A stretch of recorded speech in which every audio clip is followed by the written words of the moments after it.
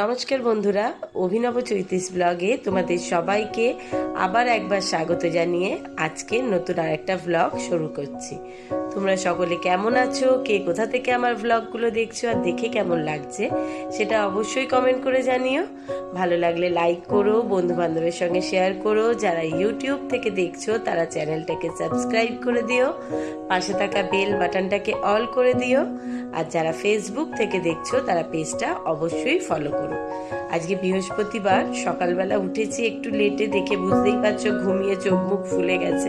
আসলে দাদা আজকে লেট করে এসছে আর আমিও উঠতে দেরি করেছি।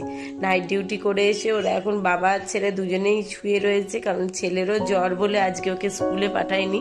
ঠান্ডা লেগে বেশ ভালোই জ্বর সর্দি হয়েছে। আমার বাসন টাসন ধোয়া হয়ে গেছে, চলো ঘর দোরগুলো মুছে পরিষ্কার করে স্নান করে পুজো আর্চা করি।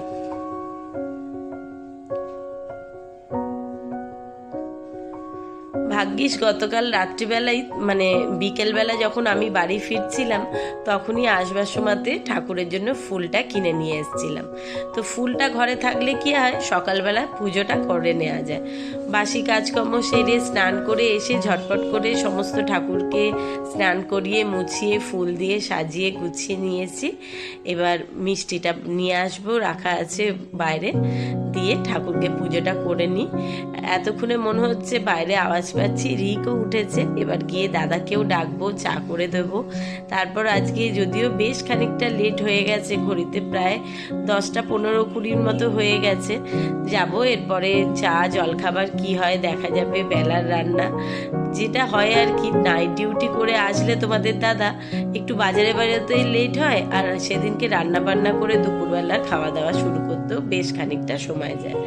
তো যাই হোক, আজকে সকালবেলা উঠে তাকে চা করে দিয়েছিলাম, আর সে চা খেয়ে বাজারে বেরিয়েছিল। এসে আর দাঁড়ায়নি, মানে বাজার থেকে কি এনেছে সেটা তো বলে দিতে লাগছে না, দেখে বুঝতেই পারছো যে আজকে আমার বাড়িতে এসে গেছে ইলিশ মাছ। এটা তো দুপুরের রান্নার কথা হলো। আর সকালবেলা জলখাবারেও ওরা ওই বাটার টোস্ট, পাউরুটি, কলা, ডিম সেদ্ধ, রিককে একটু আম কেটে দিয়েছিলাম, এইসবই খেয়েছে। আমিও খেয়েছি ডিম সেদ্ধ, কলা, এইসবই দিয়ে চলে এসেছি দুপুরবেলা রান্না বান্না শুরু করতে। দুপুরবেলা বলতে এখন ঘড়িতে মানে যে সময় রান্নাটা শুরু করছি ততক্ষণে অর্ধেক লোকের বাড়িতে হয়তো খাওয়া দাওয়া করতে বসবে, এমন ঘড়িতে এখন প্রায় 11:45 মতো বাজতে যায়। চা জলখাবার করতে করতে একটু লেট হয়েছে। যেমন বললাম, বাজারে যেতে দেরি হলে সব কাজই দেরি হয়ে যায়। আর বাজার থেকে জানে এমনিই দেরি হয়ে গেছে, কি রান্না করবে বুঝে পাচ্ছিল না যে বাজারের জন্য কি কিনে আনবে। রিকও বাড়িতে আছে আজকে, যেহেতু ছেলেটার শরীরটা গত কাল থেকেই স্কুল থেকে ফেরার পর থেকেই বলছিল শরীরটা ম্যাজ ম্যাজ করছে, ভালো লাগছে না। আমি সেরকম আমল দিইনি, কিন্তু মাঝরাত্রির থেকে দেখি বেশ ভালোই গা গরম, জ্বর, ওই জন্য আর ওকে আজকে স্কুলে পাঠাইনি। আসলে হবে না কেন, কি মারাত্মক গরমটা যাচ্ছিল বলো তো। এত গরম, এত মানে রোদের প্রখর তাপ, যখন তখন যেখান থেকে স্কুল করে আসুক, কোচিং করে আসুক, নয় স্নান করে নিচ্ছে, আবার স্নান করা অবস্থাতে এসির তলায় নেবে বসে পড়ছে। শুধু ও বলে না, সকলেই মোটামুটি কম বেশি এই একই রকম হচ্ছিল। কে যে সারাদিনে কতবার স্নান করছিল তার তো কোনো মানে হিসাব রাখা যাচ্ছিল না। সকালবেলা পুজো করতে যাবার আগেই কি মনে হয়েছিল, ভাতটা বসিয়ে দিয়ে গেছিলাম। তো ভাতটা হয়ে নেবে গেছে, আর ইলিশ মাছ নরম, আর বেশিক্ষণ সময়ও লাগে না, ঝটপট হয়ে যাবে। এইসব চিন্তা ভাবনা করেই দাদা আজকে বাজার থেকে ইলিশ মাছ এনেছে। যে দেরি করে বাজারে এসেছি, সেরকম বাজারে অন্য কিছুই পায়নি, কিন্তু ইলিশ মাছটা হলে কি হবে, এটা দিয়েই একটু তেল, একটু ঝাল, একটু ভাপা, এই দিয়েই ভাত খাওয়া হয়ে যাবে। মানে একটা মাছেরই বিভিন্ন রকম পদ তৈরি করা হয়ে যাবে, সেটাও আবার খুব ঝটপট। যাই হোক, এখানে 2 রকম সর্ষে আর পোস্ত মিশিয়ে বেটে নিয়েছি। আর এখন মাছগুলোকে ধুয়ে পরিষ্কার করে দেখতেই পেলে লবণ, হলুদ, লঙ্কার গুঁড়ো মাখিয়ে রেখেছিলাম। এখন একটু লেবুর রস মাখিয়ে তারপর এই 3 পিস মাছ ভাপা করব। যেহেতু মাছটা আজকে বিশেষ বড় নয়, আর ভাপা খাবার হোক বা মাছের যে কোনো, ইলিশ মাছের যে কোনো রকম প্রিপারেশনে সবটাই আমি আর তোমাদের দাদা দুজনে খাই। কারণ রিক ইলিশ মাছ একেবারেই যে পছন্দ করে না এমনটা নয়, কিন্তু ওই শুধু ভাজা মাছটা একটু আধটু খুঁটে খায়, সেরকম খুব একটা ভক্ত নয়।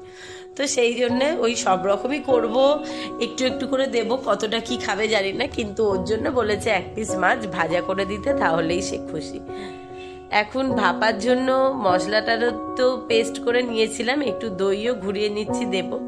আর তখন যে কথাটা বলছিলাম, এই ওয়েদার চেঞ্জের জন্য মোটামুটি কম বেশি সবার বাড়িতে সকলেরই মারাত্মক রকম ঠান্ডা লাগছে, জ্বর সর্দি কাশি হচ্ছে, যেটা আমারও হয়েছে। আমারও গতকাল সকাল থেকেই একটু একটু হচ্ছিল, সেরকম গা করিনি। আর বিকেলের পর থেকে দেখছিলাম পাখার তলায় বসলেও গায়ে যেন একটু শীত করছে। যাই হোক, কাজকর্মের মধ্যে থাকলে এত কিছু তো চিন্তা করা যায় না, আর এত কিছুকে আমল দেওয়াও যায় না। ঠিকঠাকই চলছিল। রাত্রিবেলা এসিটা চালিয়ে শুতে গিয়েই দেখছি মা আর ছেলে দুজনেই শীতে কাঁপছি। তাড়াতাড়ি করে এসি বন্ধ করে কম্বল ঢাকা দিয়েছি, তাও যেন ঠান্ডা যাচ্ছিল না। তো ছেলেটার গায়ে হাত দিয়ে তখনই দেখলাম বেশ ভালো জ্বর রয়েছে, তাই আর আজকে স্কুলে পাঠাইনি, আর বললামই তখন। যাই হোক, এদিকে মাছের প্রিপারেশনটা একটা রেডি হয়ে গেছে, ভাপাটা তাই বসিয়ে দিচ্ছি। তারপর ওদিকে করব মাছের ঝোল, কারণ মনে করলাম ডাল বা অন্য তরকারিতে ইলিশ মাছের সঙ্গে লাগে না, আর মাছটাই এমন কিছু রান্না করি যেটা দিয়ে মোটামুটি ভাতটা মাখিয়ে খাওয়া যাবে। রিক একটুখানি এই মাছের ঝোল যেটা করব তার একটু আলু ঝোল নেবে, একটু মাছও দেবো, জানি না খাবে কিনা, কিন্তু ওর জন্য একটুখানি মাছ একটা ভাজার জন্য দিয়ে দিচ্ছি। ওই মাছের তেল আর মাছ ভাজাটা দিয়ে যত কমই তেল হোক না কেন সুন্দর করে ভাতটুকুনি খেয়ে নেয়। কারণ এই ইলিশ মাছের সব থেকে ওর পছন্দের জিনিস হচ্ছে এই দুটো। মাছের যদি ডিম থাকে সেই ডিমটা ভাজা খাবে, মাছ ভাজা খাবে, আর মাছের তেলটুকুনি। এছাড়া ভাপা ঝোল ঝাল কোনোটাই তার খুব একটা পছন্দের নয়। পছন্দের থেকেও বড় কথা, যেহেতু ইলিশ মাছে একটু বেশি কাঁটা, আর এই কাঁটা বেছে খেতে হবে বলে তার ওটাই সবচেয়ে বেশি ভয়ের কারণ। কারণ খুব সরু সরু কাঁটা, তো তার ভয় হচ্ছে যদি গলায় লেগে যায়। যদি এরম ঘটনা এর আগে দু একবার ঘটেওছে, সেই জন্যেই এত ভয়। সেই থেকে ও ভাজা মাছটাই খাওয়া পছন্দ করে। এখানে মাছের তেলটা ভেজে তুলে রেখেছি, আর মাছটা রিকের জন্য যে মাছটা সেটাও ভেজে তুলে রাখা আছে। এখন ঝোলের জন্য লেজা মোড়োগুলো একটু সামান্য এপিটোপিট করে রাখছি, আর মাছের ঝোলের জন্য অল্প করে একটু আলু আর অল্প করে একটু পেঁয়াজও কেটে রেখেছি। আজকে ইলিশ মাছ বাড়িতে এসছে একদম সগর্বে, মানে বলতে পারো নিজে সেজে গুজে সঙ্গীকে সঙ্গে করে নিয়ে এসছে। সঙ্গীকে সঙ্গে করে এনেছে কারণ এই কথাটা বলছি, একটুখানি দাঁড়াও, এক্ষুনি বলছি। মাছটা শুধু একটু উল্টে নি। বর্ষার বলা যেতে যে প্রথম ইলিশ আজ বাড়িতে এসছে। বর্ষার ইলিশ এই কথা বলছি কারণ হচ্ছে এই মরশুমের মধ্যে ইলিশটা প্রথম বাড়িতে ঢুকলো, আর সেটা সঙ্গীকে কিভাবে সঙ্গে এনেছে সেটাও তোমাদেরকে বোঝাচ্ছি। তার আগে টুক করে একটু তরকারিটা বসিয়ে নিই। একটুখানি ওই মাছ ভাজার তেলেই কালো জিরে আর কাঁচা লঙ্কা ফোড়ন দিয়ে আলুগুলো ছেড়ে দিচ্ছি। খুব অল্পই আলু, ওদের বাবা আর ছেলে দুজনের মতো। আমি খুব একটা আলু টালু নিতে লাগে না, কারণ ইলিশ মাছ তার একটুখানি গ্রেভি এই দিয়েই ব্যাস ভাত খাওয়া হয়ে যায়। আর এখানে অন্য কিছু মানে কোনো রকম কিছুই লাগে না। এবার এই পেঁয়াজটাও দিয়ে দেবো। আলু পেঁয়াজটা আস্তে আস্তে ভাজা হতে থাক, তারপর তোমাদেরকে বলবো আসল কারণটা কি। একটা মাঝারি সাইজের ছোট্ট পেঁয়াজ খুব সুন্দর করে মিহি করে একদম কুচিয়ে নিয়েছিলাম, সেটাই আলুর সঙ্গে একটু নাড়াচাড়া করে একটু লালচে ভাজা ভাজা হয়ে যাবে।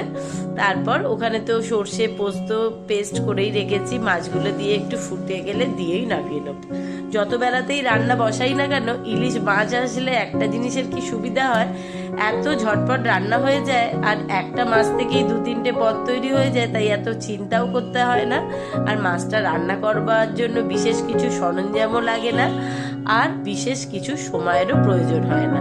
মানে বলা যেতে পারে সোনায় সোহাগা, একটা মাছেই সব কামাল। আর এই হচ্ছে তার সঙ্গী। প্রথম ইলিশ আজকে যেমন সব বাড়িতে এসছে, সেরকম সঙ্গী হচ্ছে বর্ষা। আজকে মানে বেশ বিগত কয়েকদিন ধরে টানা গরম রোদ্রের প্রখর তেজ থেকে বাঁচবার পর আজকে জানি না এখনো বৃষ্টি নামেনি, কিন্তু আকাশের যা অবস্থা বাইরেটা যা দেখে বুঝতে পারছি সকাল থেকেই বেশ একটু মেঘলা মেঘলা ছিল। বেলা হওয়ার সঙ্গে সঙ্গে মেঘলাটা কিন্তু আরো বেশি বেড়েছে, আর দেখে পরিষ্কার বোঝাই যাচ্ছে যে আজকে কিন্তু বৃষ্টি আজকে কিন্তু হবেই, সেটা দেখেই বোঝা যাচ্ছে। বাইরে প্রকৃতি একদম সুন্দর সাজো সাজো রবে সেজে উঠেছে। সকাল থেকেই মেঘ মেঘ ছিল, এখন সেটা আরও ঘন কালো হয়েছে। বাইরে মোটামুটি যা ওয়েদার, আমি রান্না বান্না করতে করতেই বৃষ্টি নামবে শিও। তো চলো ঝটপট বাদবাকি যেটুকু রান্না বসিয়ে এসেছি সেটা কমপ্লিট করে নিই, তারপর খেতে দিয়ে অন্য কাজকর্ম শুরু করবার পালা। যদিও এই রকম ওয়েদার দেখলে ভীষণ রকম মন চায়, আবার সঙ্গে যদি ইলিশ মাছ থাকে তাহলে একটু খিচুড়ি বসিয়ে দিই, কিন্তু আমার কপাল ভীষণ খারাপ। যেদিনই বাইরে বৃষ্টি দেখে খিচুড়ির হাঁড়ি বসাবো, সেই দিনকেই ঠিক বৃষ্টি সঙ্গে সঙ্গে বন্ধ হয়ে গিয়ে একদম কাঠফাটা রোদ্দুর উঠে যাবে। এটা হচ্ছে আমার যতবার যখনই বৃষ্টি দেখে খিচুড়ির হাঁড়ি বসাতে গেছি ততবারই এই রেজাল্ট পেয়েছি। মানে যত দেরি বৃষ্টি হোক না কেন, আমার খিচুড়ি বসানো দেখলেই মানে বৃষ্টি হাওয়া রোদ বেরিয়ে যায়। সেই থেকে আর ওই সব রিস্ক নিই না বাবা, তার থেকে দরকার নেই। রিকও পছন্দ করে না খিচুড়ি খেতে, আর খিচুড়ি খাওয়ার আনন্দ করে বসাতে যাব আর বৃষ্টি গায়েব হয়ে রোদ বেরিয়ে পড়বে, তার থেকে এই ইলিশ মাছ দিয়ে গুছিয়ে ভাত খাওয়াই ভালো। যাই হোক, আমার মোটামুটি এদিকে আলুগুলো একটু নেড়ে নিয়ে বেশ সুন্দর নরম হয়েই গেছিলো। তার উপর কাঁচা মাছগুলো দিয়ে দিলাম, ভাজা লেজা মোড়োগুলো দিয়ে দিয়েছি। এবার সর্ষে পোস্ত বাটাটা দিয়ে দিলাম, ওপর দিয়ে যেমন একটু কাঁচা লঙ্কা কাঁচা তেল ছড়িয়ে নিয়ে নামাবো।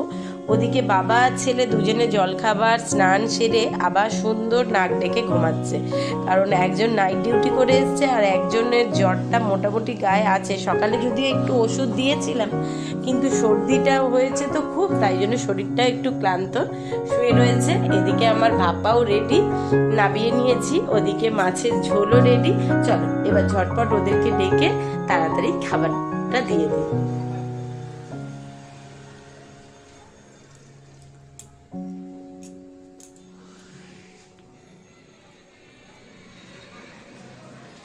ওদেরকে খাবার দিয়ে দিয়েছি, খেতে বসেছে। আর এদিকে সুন্দর একদম যেমন কথা সেরকমই কাজ, রান্না শেষ হয়ে এসছে আর বাইরে বৃষ্টি পড়াও শুরু হয়েছে।